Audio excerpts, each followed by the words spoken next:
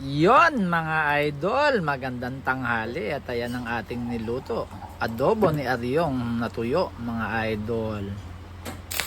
Yan, flex lang natin mga idol kasi ako pag nag-adobo yan, sinasangkot ko talaga siya. Pinalalabas ko yung kanyang mantika at talagang ayaw natin ng masyadong oily mga idol. At ayan, ilagay na natin yung sibuyas saka bawang. Yan, iigahin lang natin dyan yan. Lalabas ang kanyang mismong mantika mga idol.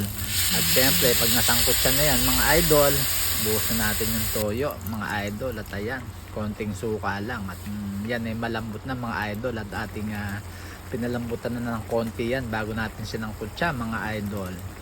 At ayan na, finished product mga idol. Kumain po tayo at maraming salamat sa blessings na araw na ito mga idol. Sa aking team, maraming salamat.